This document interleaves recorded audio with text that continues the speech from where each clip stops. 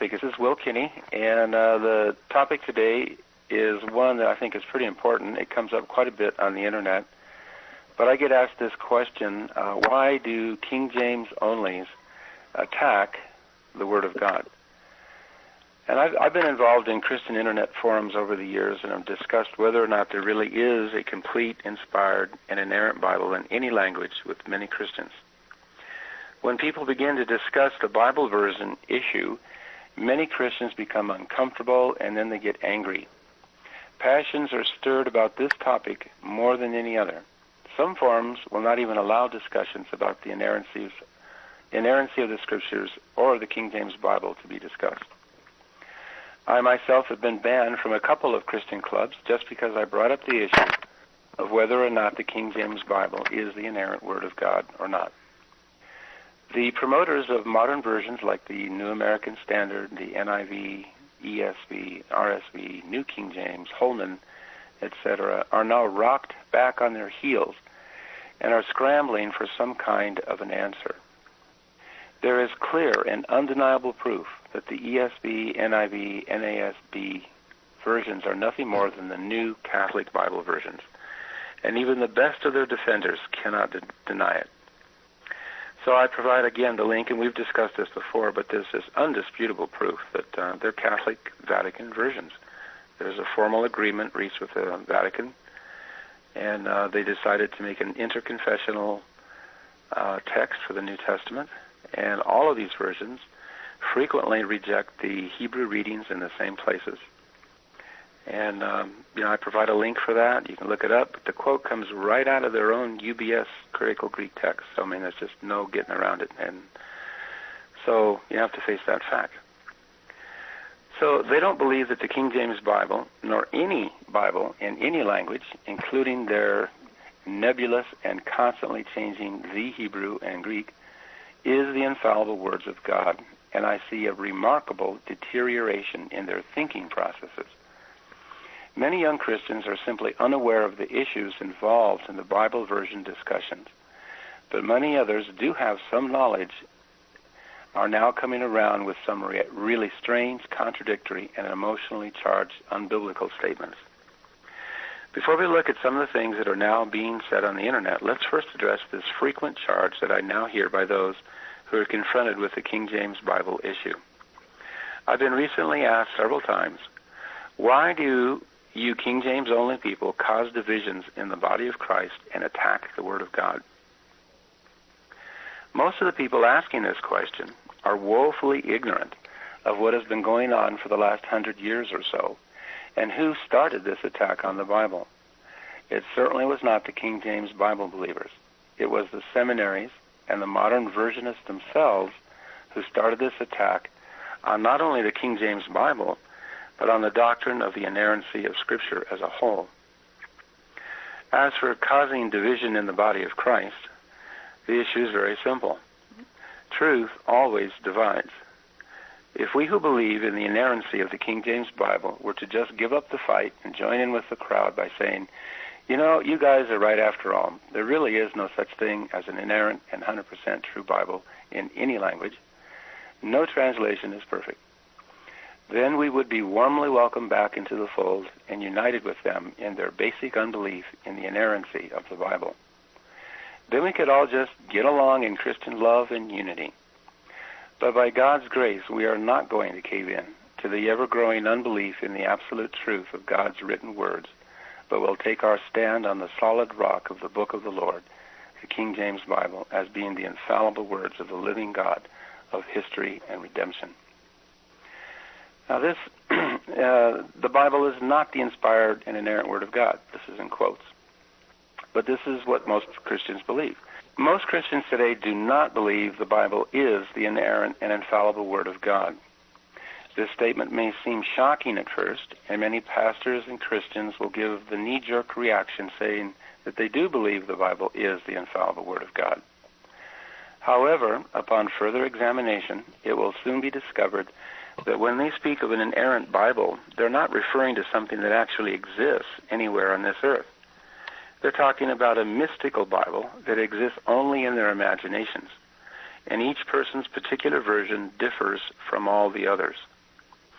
As one liberal theologian pointed out in his review of Harold Lindsell's The Battle for the Bible, it was a book that came out recently by Harold Lindsell, the only real difference between the conservative and liberal positions on the Bible is that the conservatives say the Bible used to be inspired and inerrant, whereas the liberal says it never was inspired or inerrant.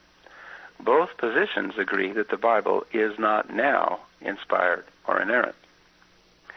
And his brother Darrell Coates so aptly says, and Darrell Coates happens to be a Bible believer, he says, if the Bible was inspired only in the original manuscripts, no one in the entire history of the world has ever had an inspired Bible. The original autographs of Job and the books of Moses had disappeared more than 1,000 years before the first book of the New Testament was written. So no one has ever owned a complete Bible made up of the divine originals, nor has anyone ever owned a complete New Testament made up of inspired originals, because the originals were distributed among more than a dozen individual and local churches. So people who hold to the original onlys, and I hear that a lot, well, only the originals were inspired, or they'll say are inspired. And in fact, they are inspired like they exist. They don't exist. And so that's, well, they were inspired. That, of course, leaves us with no inerrant Bible now. So anyway, what does God have to say about this? He says in Amos 8:11, he says, behold, the days come, saith the Lord God, that I will send a famine in the land, not a famine of bread, nor a thirst for water, but of hearing the words of the Lord.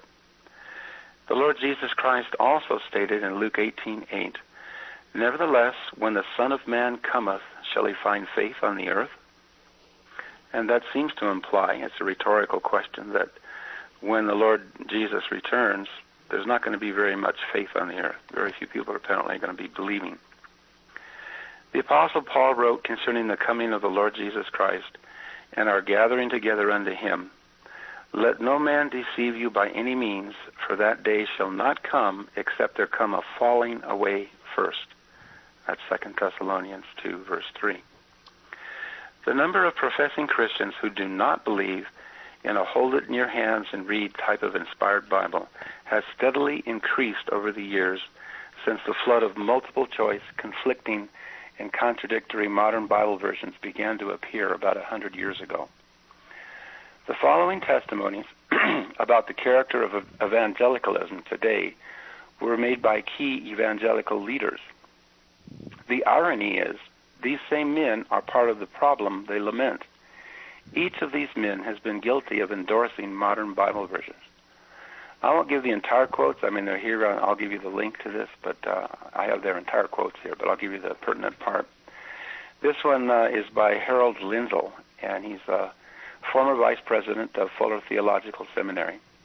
He's editor emeritus of Christianity Today, and he wrote this in The Battle for the Bible in 1976 on page 20. He says, more and more organizations and individuals historically committed to an infallible scripture have been embracing and propagating the view that the Bible has errors in it.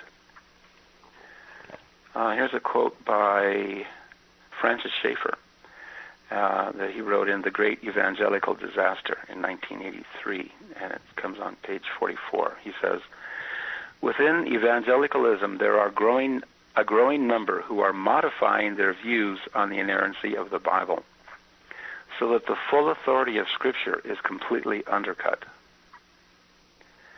And here's one, the neutral method of Bible study leads to skepticism concerning the New Testament text. This was true long before the days of Westcott and Hort. As early as 1771, Griesbach wrote, the New Testament abounds in more losses, additions, and interpolations purposely introduced than any other book. Griesbach's outlook was shared by J.L. Hugg, who in 1808 advanced the theory that in the 2nd century the New Testament text had become deeply degenerate and corrupt, and that all extant New Testament texts were but editorial revisions of this corrupted text. As early as 1908, Rendell Harris declared that the New Testament text had not at all been settled, but was more than ever, and perhaps finally, unsettled. 2 years later, Conybeare gave it as his opinion that, quote, the ultimate New Testament text, if there ever was one that deserves to be so called, is forever irrecoverable. In 1960, H. Greven also acknowledged the uncertainty of the neutral method of New Testament textual criticism. In general, he says, the whole thing is limited to probability judgments. The original text of the New Testament, according to its nature, must be and remains a hypothesis. And Robert M. Grant in 1963, these are all scholars, these are like seminary teachers, and this is the stuff they're teaching their students. He adopts a still more despairing attitude. The primary goal of the New Testament textual study, he tells us, remains the recovery of what the New Testament writers wrote. We have already suggested that to achieve this goal is well nigh impossible. Grant also says, same man, it is generally recognized that the original text of the Bible cannot be recovered. And here's something just from a more modern guy. This one is pretty well known. It's E.J. Epps, and it's in the book The Multivalence of the Term. Pardon me? No, that was nothing. Okay. Okay. Anyway, this man, E.J. Epps, and this is 1999, but he writes in The Multivalence of the Term Original Text in the New Testament Textual Criticism, and it's the Harvard Theological Review.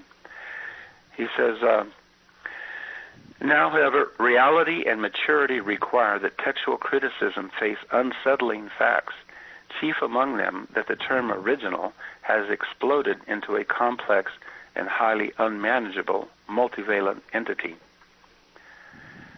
This is something just down to earth, very common guy. This George Barna, a lot of people have heard of him, but Barna Research Group, and he's not a King James Bible believer by any means, but he's a Christian, and he takes polls around the country on what different Christians, what they believe.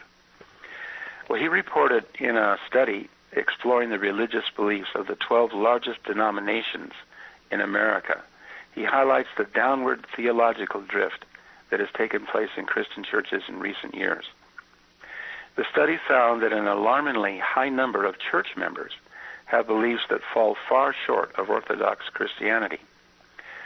Only 41% of all adults surveyed believed in the total accuracy of the Bible. This was among Christians. 41% of all adults surveyed believed, only 41% believed in the total accuracy.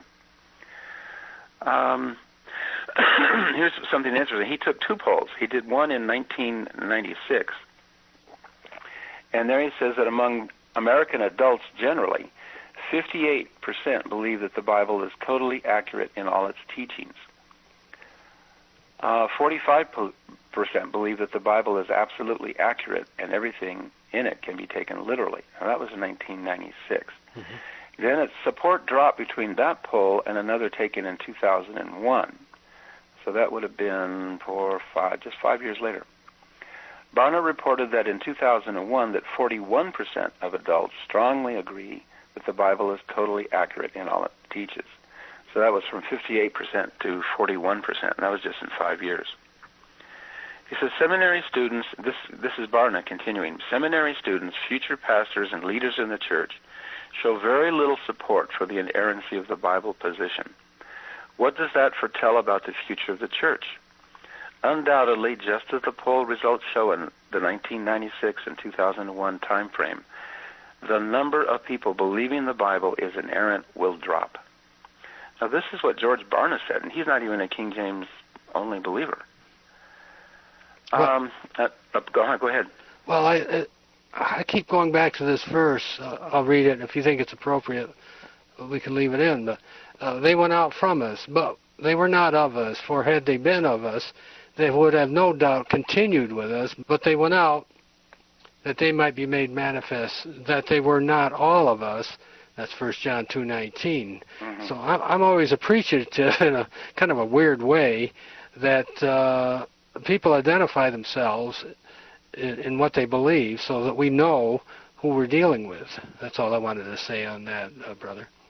Yeah, I think that's true of perhaps a lot of these seminary teachers and things, but I don't believe that everybody who reads a modern version or even that tries to defend them is just not a Christian. I mean, I don't. Could easily be in the same situation. Right. No, I don't believe. I understand. Yeah, I don't believe they're not a Christian. I believe they can be saved from the other versions. The gospel's still there. It's just that it's mixed up with some false doctrines and a whole lot of stuff is missing, and then they keep changing the Hebrew text and they add to it from the supposedly Septuagint, and I mean they're getting worse and worse, and there are more and more Catholic Bible versions. I've been going through just recently and comparing all the different times, and there are hundreds of them where they change the Hebrew text or add hundreds of words. I mean, I'm not exaggerating, hundreds of words to the Hebrew scriptures. And if you compare the modern Bibles, the modern Catholic Bibles, with versions like the ESV, and more so the NIV, every time that they've changed it in the Old Testament, the Catholic Bible is right there with them. Right. That's just what's going on. Well, I also maintain that I've said this before, that Adolf Hitler could have quoted John 3:16, and it's still true. But sure, you wouldn't want to follow the man. The same holds true, I believe, to having the correct inerrant Bible. Get saved out of one of these others, but the Lord will lead you back to the right Bible. Yeah, I hope that He does. I mean, I think He does some people, but I mean, Christians can be deceived all the way to the very end. I mean, but still be, belong to the Lord. Yeah, I don't question that. I mean, I think God's grace is just overwhelmingly amazing.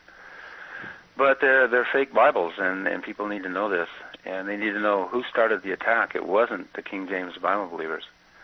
But this is a result. These are polls taken, and these are not King James Bible only people who are telling us this stuff. These are people who promote the modern versions, and they're lamenting the fact that fewer and fewer people actually believe the Bible. And they wonder, why? Hello? Yeah. Yeah. Anyway, this one is from Pastor Michael Yosef, and many people have heard of him. He's the radio, Leading the Way program.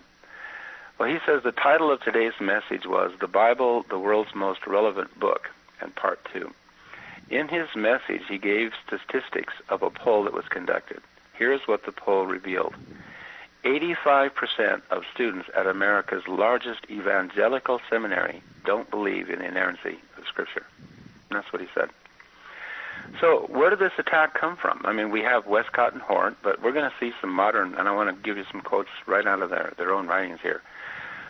The Revised Standard Version. Okay, it came out in 1946, and it was revised 3 more times until 1973. And it did the usual praise and then blast syndrome on the King James Bible. We see so often today by men like James White, Doug Kutlick, Rick Norris, James Price, who put together the new King James, and D.A. Carson, all of whom have books out there now which say things like, the King James Version is a fine translation. I love the King James Bible. And then they proceed page after page to blast away at all the alleged errors they think they have found in this Bible they profess to love so much. In the preface of the RSV, we find them first saying, and this is that praise and then blast syndrome. And this is a quote right out of the RSV preface. It says, the King James Version has with good reason been termed the noblest monument of English prose. We owe to it an incalculable debt. Then in the very next sentence they say, yet the King James Version has grave defects. These defects are so many and so serious as to call for revision of the English translation. The KJV of the New Testament was based upon a Greek text that was marred by mistakes. So that's, here's where the attack starts. We didn't start this attack. They did. Okay, the RSV continues attacking the King James Bible by further saying, the King James Version of the New Testament was based upon a Greek text that was marred by mistakes, containing the accumulated errors of 14 centuries of manuscript copying. We now possess many more ancient manuscripts of the New Testament and are far better equipped to seek to recover the original wording of the Greek text. Okay, that comes right out of the RSV. And what precisely are these oldest and best manuscripts these modern versions refer to but never identify? They're primarily two Greek manuscripts that differ not only from the vast majority of all Greek texts, but also from each other more than 3,000 times in the Gospels alone. And I say, if you want to know the facts about what these, quote, oldest and best texts really contain, then check out my article here, and I have a link there where you can just actually go in and see what do these two texts actually say and how do they differ from each other. And, it's been hours and hours of study and put that thing together, but it's well worth it just to see how trashy they are, how completely corrupt, and how they differ from one another constantly. And then modern editors just go back and forth between one reading and then the next one because they differ from each other. And anyway, if those are the oldest and best, well, then we're in a world of hurt. So I said, isn't it interesting that the Bible critics always pick on the King James Bible and not the others? Even at the time the RSV came out, there had already been two revisions of the English translation, the Revised Version of 1881 and the American Standard Version of 1901. So why didn't the RSV editors mention these? The 1977 New American Standard edition opens up with glowing praise for the King James Bible, saying, "In the history of English Bible translations, the King James Version is the most prestigious." Then it proceeds to alter the text of the King James Bible by omitting some 3,000 words from the New Testament alone and bracketing another 30 or more entire verses, thus indicating doubt as to their authenticity, from the very text found in, quote, the most prestigious King James Bible. We see this typical praise and then blast method used by Mr. Edwin Palmer, the chief editor and translator of the NIV. He wrote in the booklet called The NIV, The Making of a Contemporary Translation. In chapter 14 of his booklet, he titled it, "Isn't the King James Version Good Enough?" And then it's the KJV and the NIV compared. Mr. Palmer says, "I love the King James Version." See, there you go. I love the King James Version. I was converted under it. My first memory verses were taken from it, and I have been blessed by it. And God still uses the KJV to bring many people to salvation in Christ. This version was translated by godly men who did an excellent job with the tools they had in the language of 4 centuries ago. Countless millions have been converted, sanctified, and nurtured through it. Thank God for that marvelously used translation. Sounds great up to this point, right? Then he says, the KJV is not, however, the best translation to use today. This is for 2 reasons. Number 1, it adds to the Word of God, and number 2, it is now obscure and misleading renderings of God's Word.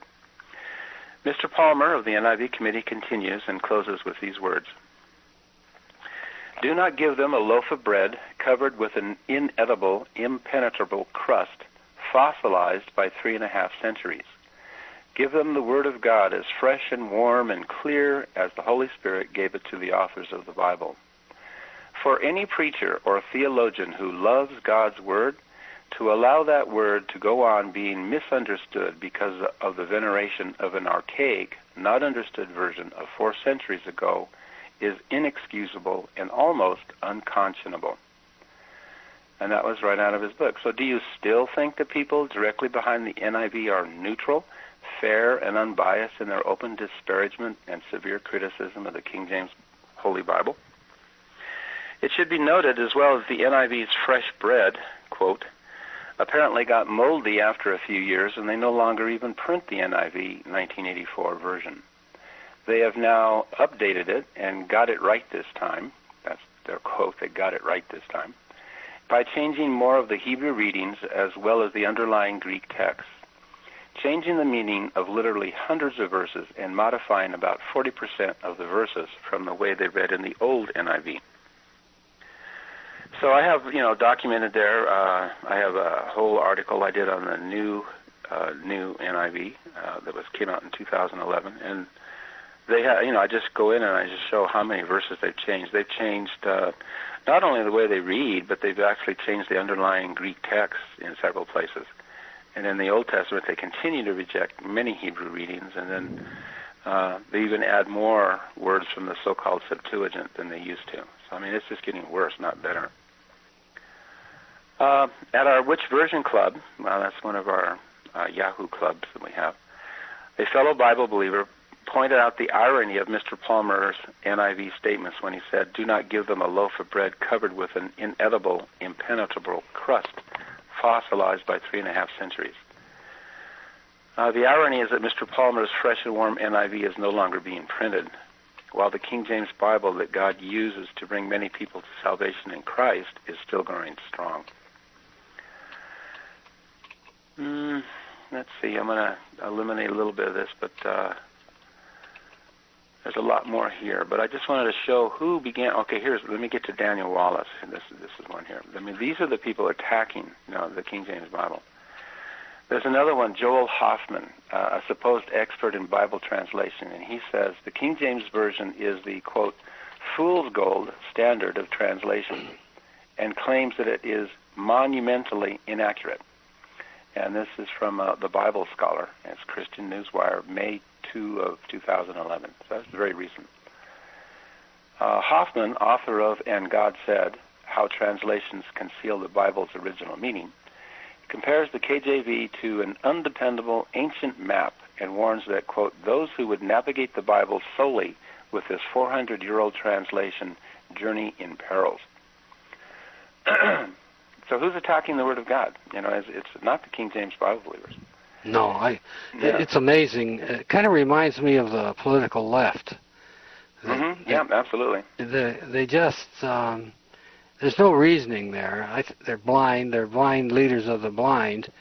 And they believe so strongly that they have to convince others. And usually they're talking to young people who... There's a talk radio man who uses the terms brains full of mush. Brains full of mush? Yeah. Yeah, okay. I haven't heard that, but I've used the term, your brain turns to mush. I mean, I think... Oh, yeah. Yeah, that's good. That'll work as well. And so they're not going to come out and fight. It's the same as the evolutionists. They have a secure area, well protected, and the so-called scholars in the universities and so-called Bible seminaries and whatnot. And so why should they come out and expose themselves? They can do it this way, as you're reading these quotes, and it's a safe way to do it. Yeah, this is the stuff they're teaching in seminaries. I mean, so they come out, and they think, oh, that nasty King James, and it's just so horrible. And then when we start, actually examining, okay, where do you guys...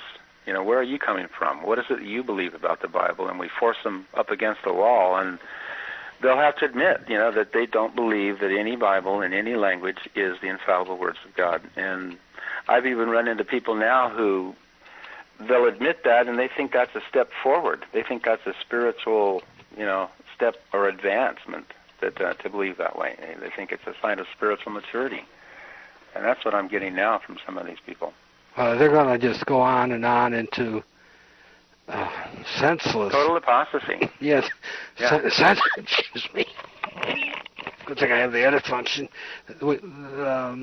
Senseless statements without any... Well, here again, I apply the weasel word as defined by Wikipedia. Someone will write a paragraph in Wikipedia, and they'll put... this term there, weasel words, because they're not, what they've written is not supported. And so I like to use that. And so these people are using that technique without any... Yeah, I run into a lot of that. Yeah. Yeah, I'd like to, to close out this with two pretty well-known men. One of them is Daniel Wallace of Dallas Theological Seminary, and he's the chief editor behind the online net version, NET. It's up online. And his net version, it rejects scores of Hebrew readings. It's a Vatican version. It follows the same New Testament text as the Vatican versions. And some of his comments are just so outrageous if you read his footnotes. I have several things by him, but just want to let you know, here's what he says, about the King James Bible. He's written an article called Why I Do Not Think the King James Bible is the Best Translation Available. And I give the link to where you can see his own article, but this is what he wrote. I don't think the King James Bible is the best translation available. Okay, so who's attacking the Bible? Well, it's Dan Wallace. Here are a few of his remarks. Now notice again, this first praise and then they blast. First, I want to affirm with all evangelical Christians that the Bible is the Word of God, inerrant, inspired, and our final authority for faith and life. That's his quote. And I say, well, this sounds very pious and orthodox, but Mr. Wallace uses a present tense verb is when he talks about the inerrant Bible. But he could not tell you where to get a copy of this mystical, invisible Bible he says he believes in if his life depended on it. So the very first words out of his mouth are deceptive. He wants to give you the impression that he believes in something that he himself does not have. Next, Mr. Wallace begins his attack on the King James Bible, and here are some of the things he says. Second, the Greek text which stands behind the King James Bible is demonstrably inferior in certain places. The King James Bible is filled with readings which have been created by overzealous scribes. My note, proof? Examples? No, just Mr. Wallace's bold assertions. What text do most modern version promoters recommend instead? The oldest and best manuscripts, of course. Well, if you want to know what these oldest and best actually look like, take a look here, and I give the link. Then he goes, quote, third, the King James Bible has undergone 3 revisions since its inception in 1611, incorporating more than 100,000 changes. Which King James Bible is inspired, therefore? Again, my note. There have been nowhere near 100,000 changes. They merely changed the text from Gothic print to Roman print and updated spelling like sin, S-I-N-N-E, to S-I-N, and fear, F-E-A-R-E, to F-E-A-R, and blind, B-L-I-N-D-E, to B-L-I-N-D. Those are those hundreds of thousands of changes he mentioned. By the way, Mr. Wallace hypocritically asks which KJV is inspired, when he himself will never tell you which specific Bible he thinks is inspired and inerrant. He just doesn't have one. And I do answer that question, and we made a whole video about it, and I've got an article about it, which KJV. That's James White's big question. And James White is very much like Daniel Wallace. They both say, when you ask them, do you believe the Bible is the infallible Word of God, they both say yes. Then you ask them, where can I get a copy? And immediately they start to change the subject. They hem and haw, and then they go off on a rabbit trail, or they start to say, well, which KJV? They just change the subject. They won't answer the question.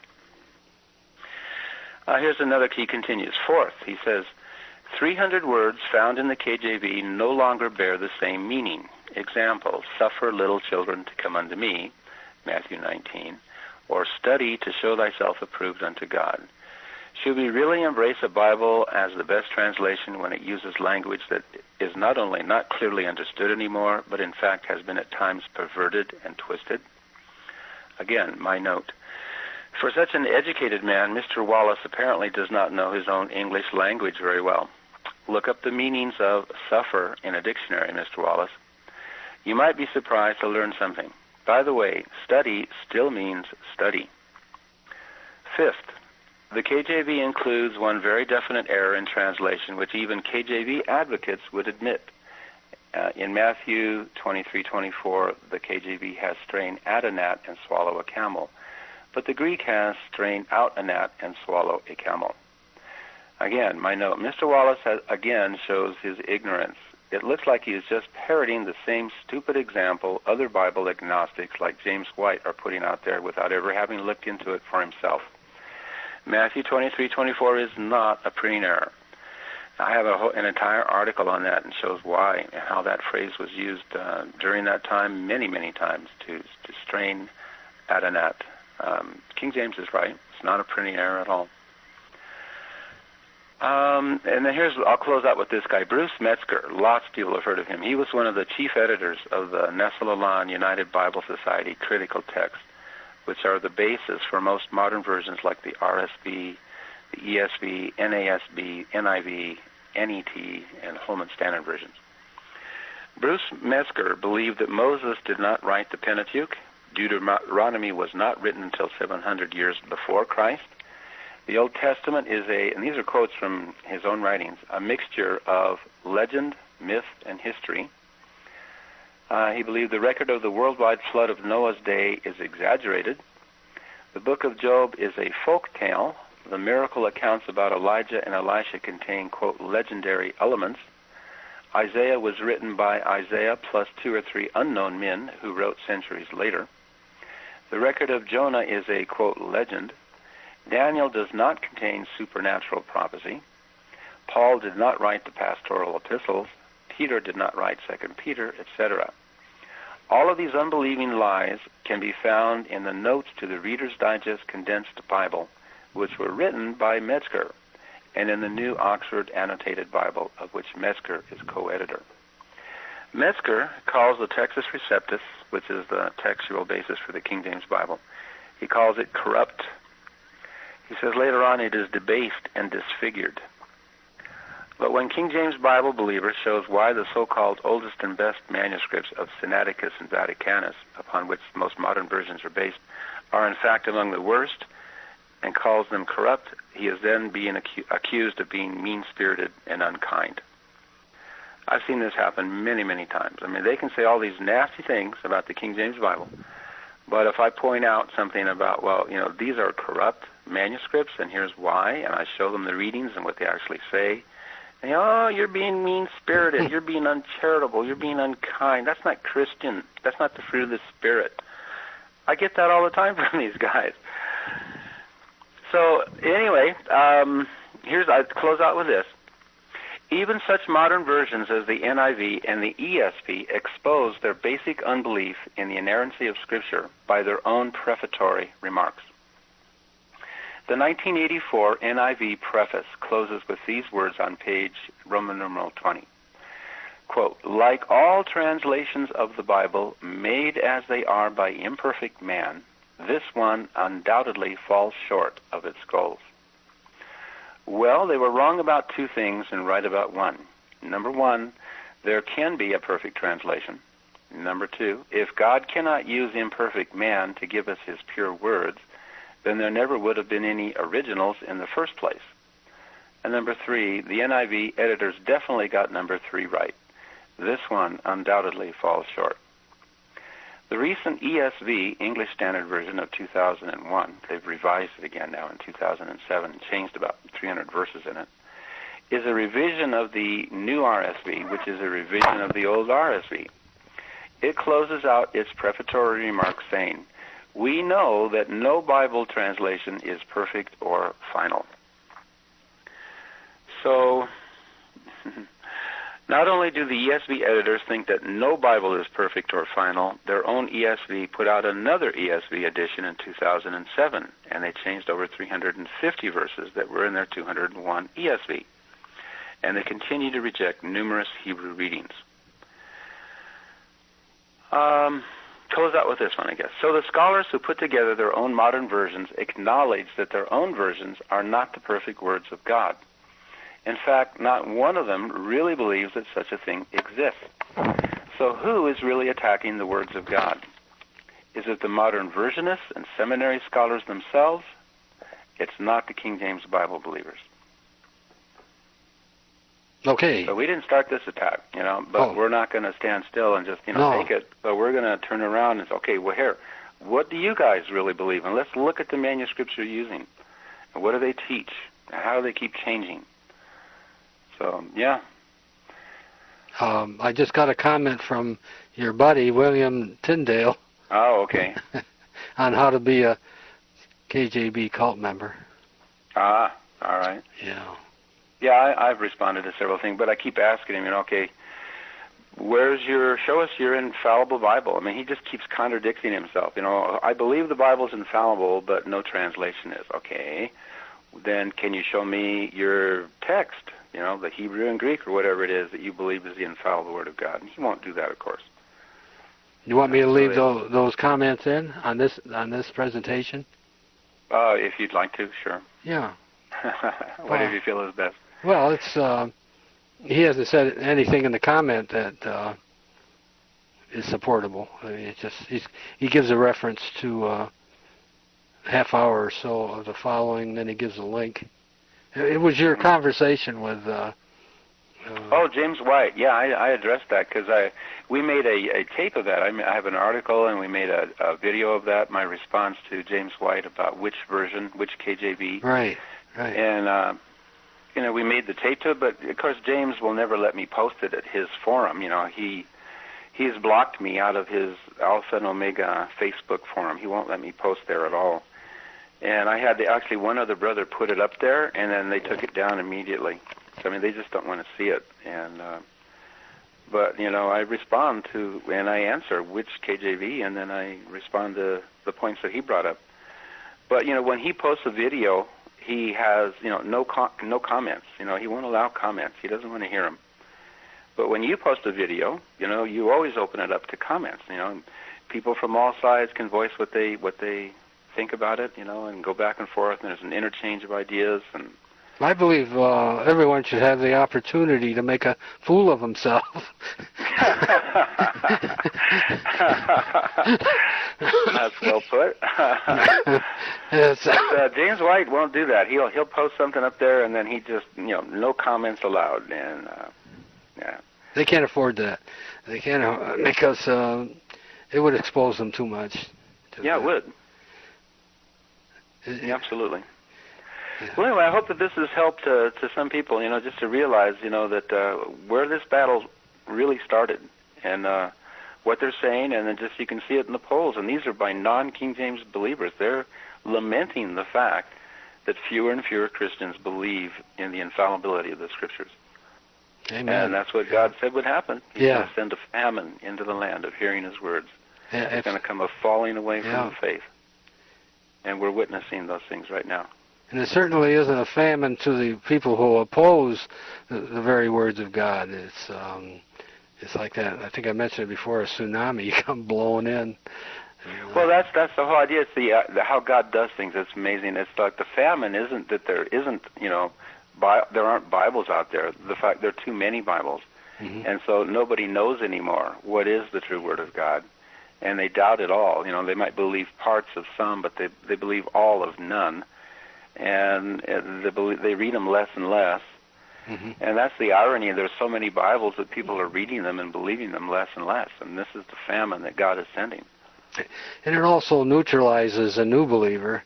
If he's on fire for the Lord, it won't take long to have someone like James White tell him that there is no Bible. Yeah. Well, he won't come out and say that. He'll say he believes in infallibility. Oh, yeah. Infallibility. Yeah. But you ask him to, okay, hey, James, great. Where can I get a copy of this? I want to be let in on your secret. Right. He won't. He has nothing to give him.